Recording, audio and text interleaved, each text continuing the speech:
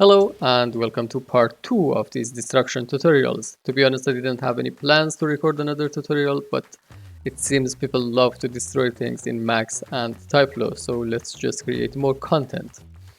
Also make sure that you watch the part 1 because to follow along with this tutorial you have to know how to set up the first one. So make sure to watch that one and let's get started with this one. These are the topics of this tutorial and let's just go through them one by one. The first one is fixing the orientation of the Voronoi fracture. Currently what we have is something like this, and that's not okay. What I need is to have chunks and pieces like this along the oriented bounding box of the element. It means something like that in these directions. So let's just go to the scene, and in Houdini it was a hard thing to set up, but here it's just a simple operator. Just add a rotation here and uncheck the affect particle shape, and so it's gonna be in the pivot mode here, and put the mode on oriented bounds. Here you can just play with these numbers to see which one is the one you have to fix. For me in this scene is y-axis. So let's just play with that number, and instead of just going to a high number, increase it by 10 so you can see what it does in the scene until you get the number of 90, not 850. And this is the correct orientation now. The other thing to fix is adding more spring force. And this is something that if you like you can do, and if you don't, just avoid it, because I saw some comments that they said the structure doesn't look strong enough and it's rubbery or something like that. If you want to fix that, I'm happy with the simulation, with the results, but if you like you can go to physics point and in the swing settings and spring force increase this value if you like, which I don't. Now let's start to work on another scene, a simpler scene, because it's a more complex setup here. And the topic is mixing different types of materials. Let's say I have wood here. If this one is wood, and I have concrete, and if this one is concrete, these will have their own properties. And if we just use same Voronoi fracture and same event to use the same binds, you can't define whether this one, how it should look. Maybe it's a completely different type of bind here, because it will be different type. This one will be joint for wood and this one will be glue for concrete. So we need a way to actually have two types of constraints or binds in Typelo language. And also number 4 is binding two materials. This one will have its own constraints and this one will have its own constraint, but we will need a way to bind these together. For example, they're glued to each other, or with nail or anything. So this one will be a completely new bind with new setup, and you can do whatever you want. So you will have 1, 2 and 3 different constraints to play with differently and separately. Sorry, not differently. So let's get started. I have a simple scene setup here, so you can actually see what I'm doing here. And let's just feed it to the simulation. This one is for the collision, which is this one. This one is for the wood part, which is actually these multiple boxes. And the last one is for concrete. So I've named them so you can see what's going on here. The first thing I want to set up is this collision. I want to shoot this collision towards the wall and see the results. For example, when it hits the wall, what happens to the wall, and then we can play with the values of the binds. Let's create a physics shape first. So the simulation will apply to it. Then we need speed operator and let's choose the direction mode of along icon arrow. We don't have any icon, so create a new one and move it here, roughly same location, and this one is this same location as this collision object, and choose a good direction for it. If you want, just increase the size to see it better. And now you can just add more force to it. If I use 10 and play it, something like that.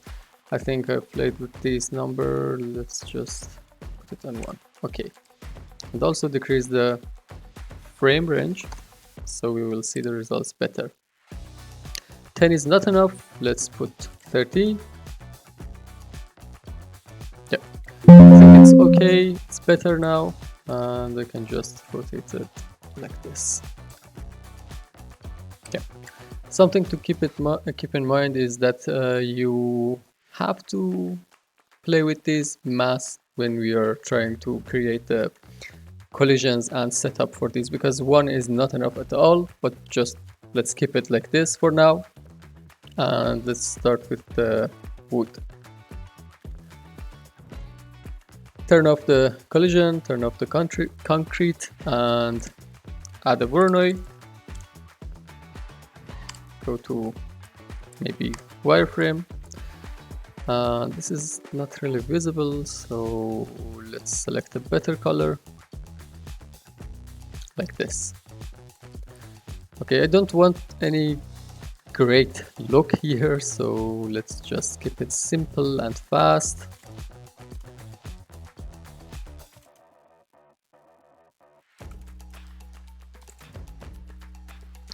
Yeah, this should be enough for now. And let's add physics shape. It will do this for sure because we have no binds now. Let's add a bind, physics bind, and put it on joint, so it will look like this. Actually, if I use a value of 0 here, it will look better.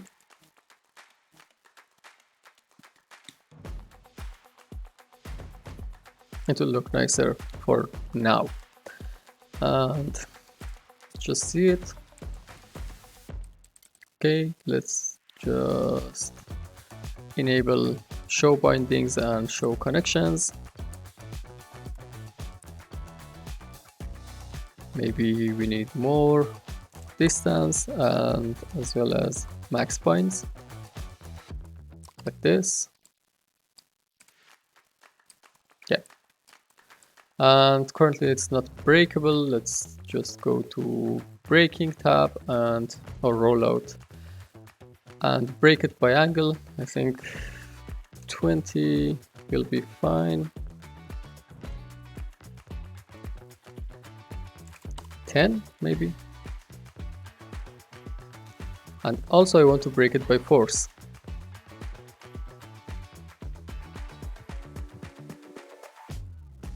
Put a bigger number there.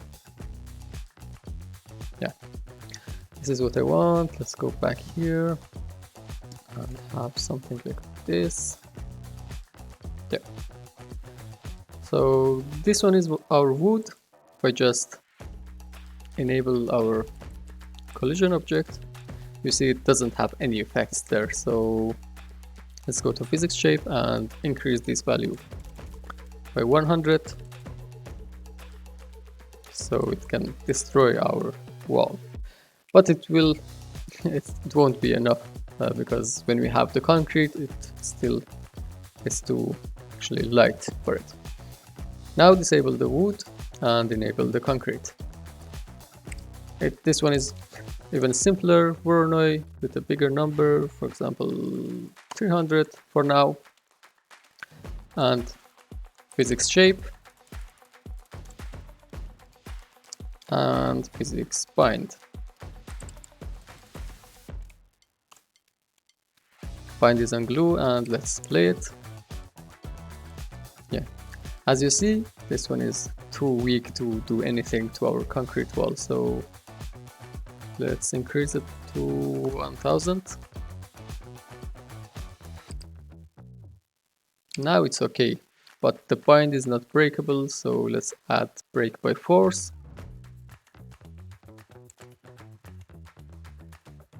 Yeah, I think this one looks good. But if you have both walls together, it will be still stronger.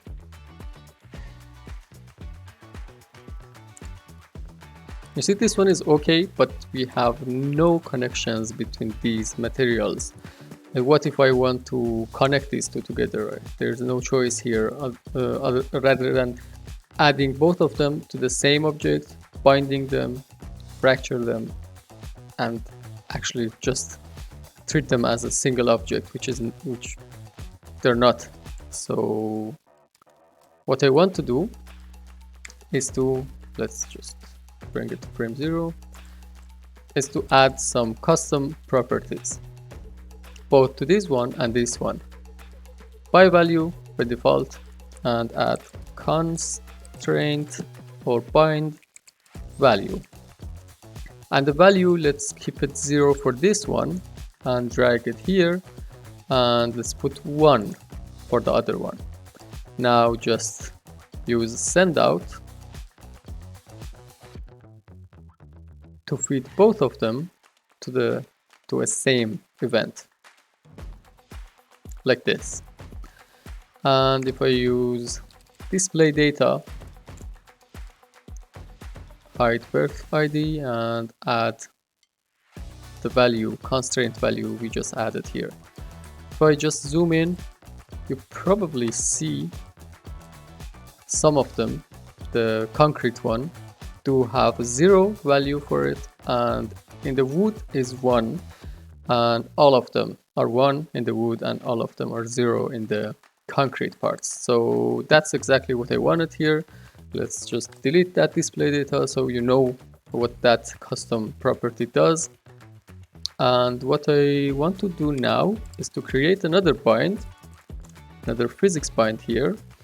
And let's just visualize the connections and bindings, and you can see there is no bind, and what you can see here is coming from this old one. So let's make sure they are unchecked. Okay, now we don't have any value here. So we basically created a cluster there which we can use to connect stuff together here. If I use constraint value and cluster if match has different values, that's exactly what I want.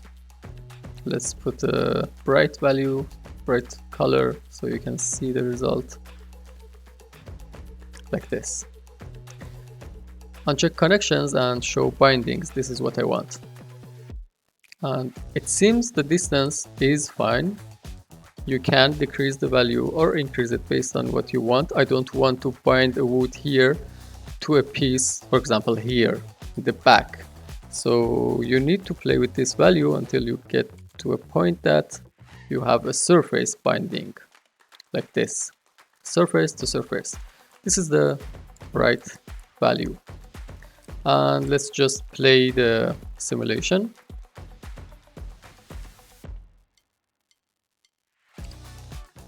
Yeah, you will see the connections of the concrete will break, connections of the wood will break if you just quickly simulate that. Not simulate, actually show that. Let's put a red color for it. It's not that visible, unfortunately. What value can I put here? Yeah. Probably if I just make TypeFlow node dark. Yeah. This way you can see these binds will get destroyed by this impact, like this. But the ones in the middle, because we didn't have any breaking part for them. So let's just break them by force and see the result. It's not enough, we need to break them more easily, so add lower value. Yeah,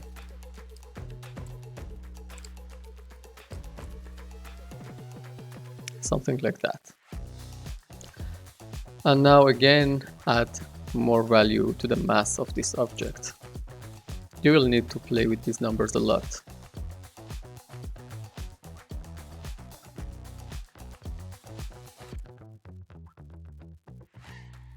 That's exactly what I want. Let's just create more points for the wood and as well as the concrete. Probably a lot, but let's just see the result.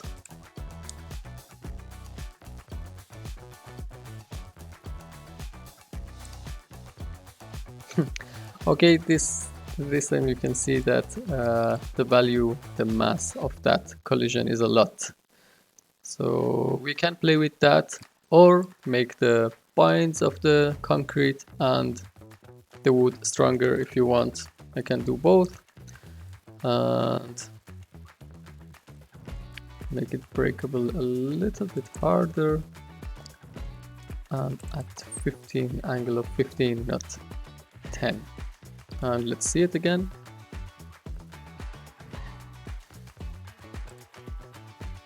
Okay, yes, that looks okay to me.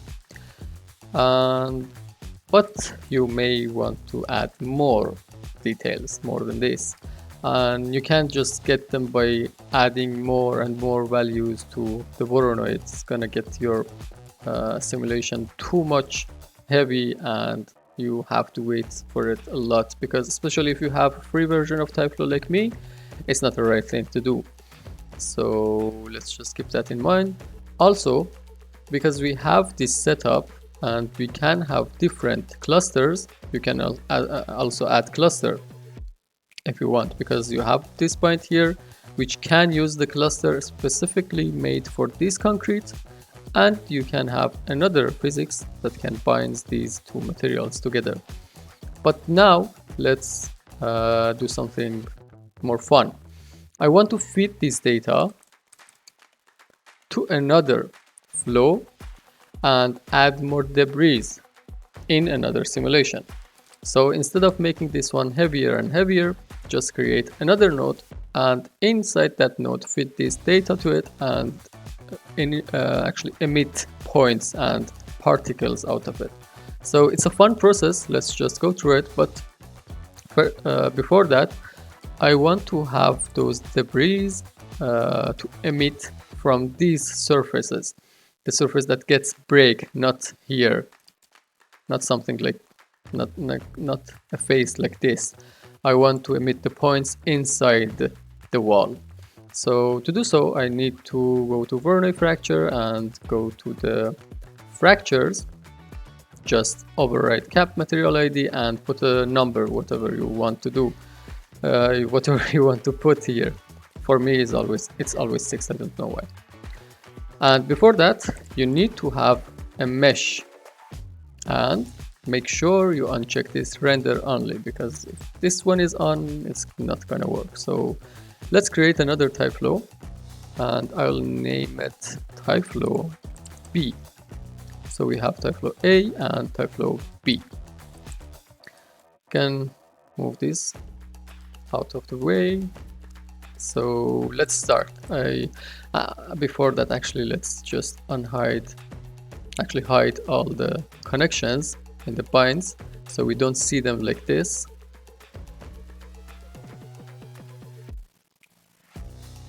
Okay, because we're almost done with this simulation. Let's create a birth operator and put the value of 0 and put the number of maybe 20,000, maybe more, but for now let's just keep it like that. And only thing we need now is to add position object and add the first Typeflow to it. So you will see we have some points scattered on top of what we had before. Let's change the color so you can see it better like this. But currently it tries to scatter it all over the place and on top of all surfaces and faces, which is not what I want. So let's go to position object and density by material ID and put the value you chose. If I now just add another 0 here, you will see what it does. All our points are now inside the Voronoi fracture parts. So it's a really fun way to add detail.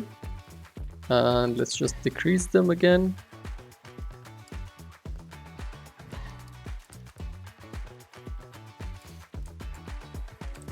And simulate a few frames.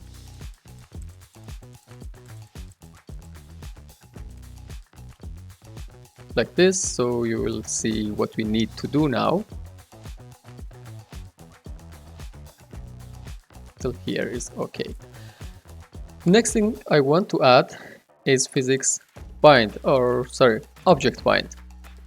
And it's again the same node, and make sure the timing is on continuous and lock the surface and put it on face.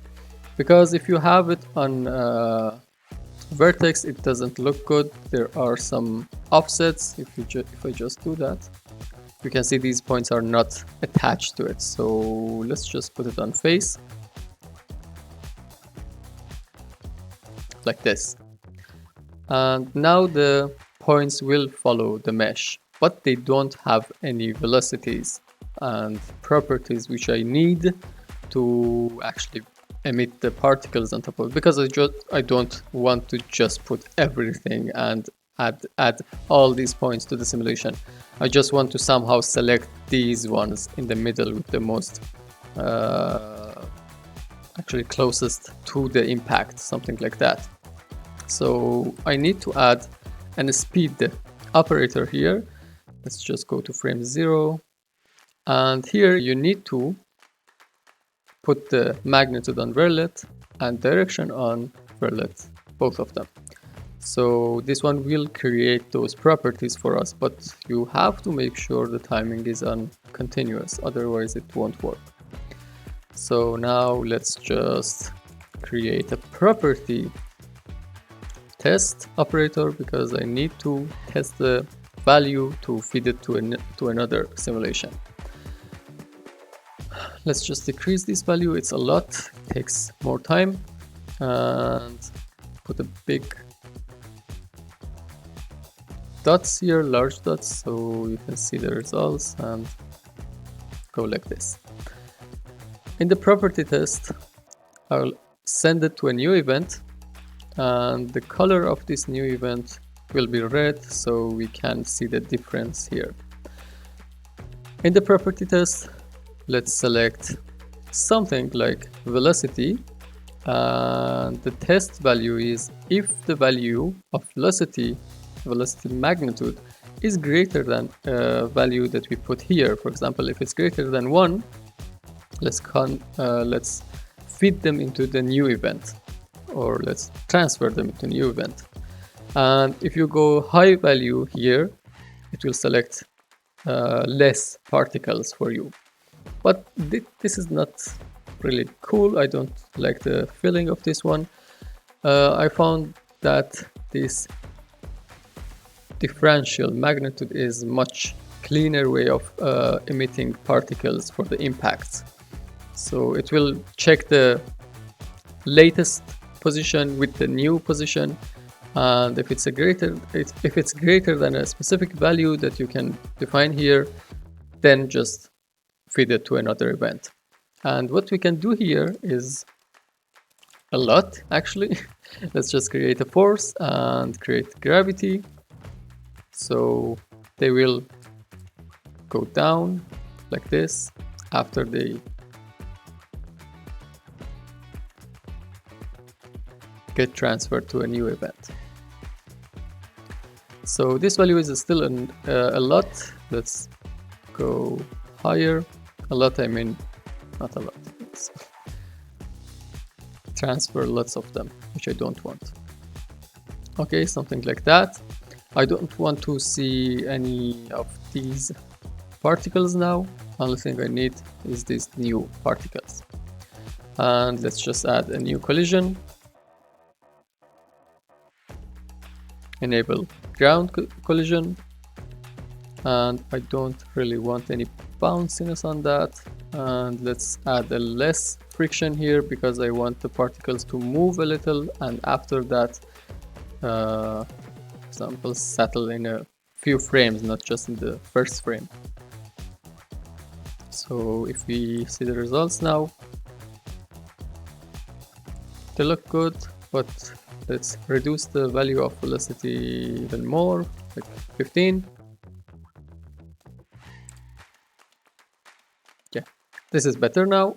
And what I like to do now is to add a force to them, because when you break something like a glass, you see those smaller debris fly in the sky. So something I want to add is speed, and in a random direction. But you need to make sure you add that number to velocity, not set the velocity. If we add a big value here, you can see they don't inherit the first value, the first velocity, the latest or previous velocity. So if you put it on velocity, add to velocity, you can have this effect.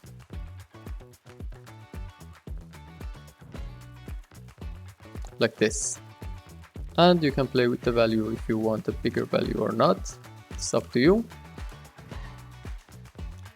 For me, 1 is enough. And something else I want to do is to add collision, because currently they don't have any connections, and any connections between themselves and between the first type flow. Now if I add this collision and add this type flow as a collision, it will interact with these particles, and you can see it shoots the particles. And it's a lot. I don't want to have something like this, because you see this is not really realistic. So there are a few parameters in the collision, and this is the reason why I didn't add that collision to the first collision I had. This one is only for the ground, because I need different properties for the mesh collision. And here there are a few parameters I want to play with. This bounciness, I can add variation to it. As you can see here, they're already starting to break up, and different frictions, they maybe 30% is okay to me. And the most important part is this inherit. They're gonna inherit the full velocity of the collision. If I put 0 here, they won't inherit anything. Even 50 is not enough, even 70 is not enough. You need to go for something like 90, 95. I'll add 90, and in the variation, which is the most important value here, you just 10, put 10, you can see these variations. I think this is a cool effect for now. And let's just convert them to debris. And the way I want to do that is by adding a shape. I don't want to add physics shape, and I don't want to have any heavy physics simulation on top of it. It's just simple particles. So let's put it on geometry, and you will immediately see notice that all of them have the same rotation. So just add a rotation node here to add the random rotation. That's all. And in the shape, select something like, for sure, 3D, and something like maybe stones or Yeah, something like that. Or what I prefer is a chunk. This one looks better to me. Go to scale, add a bigger number, add a bigger variation as well, and let's just sim it.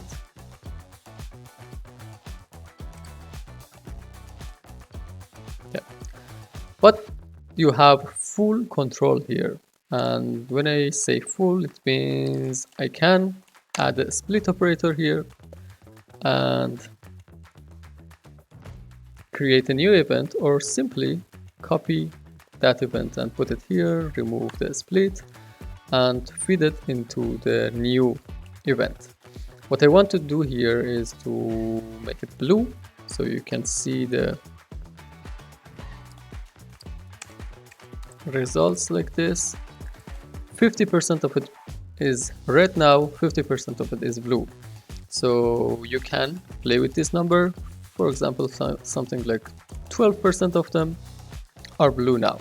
And what it means is that you can add variations or add more particles, or simply make these ones a lot bigger, like 500, and make more variations, even maybe 50%. And now let's just select some better colors.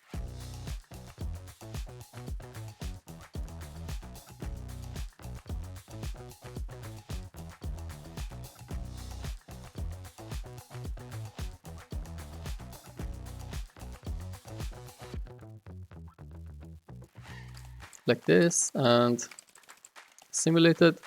You can see the particles are a little small. 200,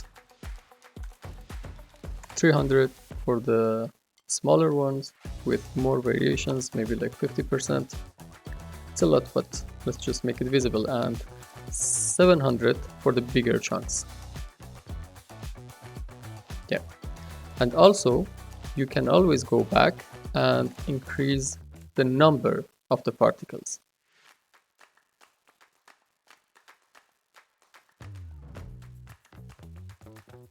So you will see much more details. And also you'll notice that there are some particles that are going under the ground. You can simply delete them.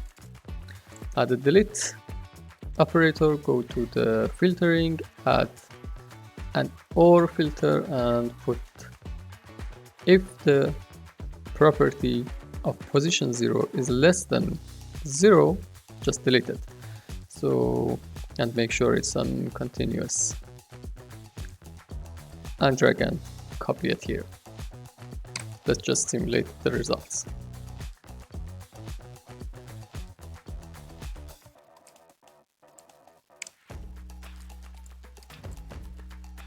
Now if you want to see how it looks without this debris, it's something like this, and with debris, something like this. So you can have a lot more particles and details without adding too much to your current simulations. And also you can even go more and more crazy actually, and add, for example, edge fracture to these. I haven't tried it yet, but let's first save this simulation and add a edge fracture like this to this one. It's gonna take a lot longer, but let's just see the results.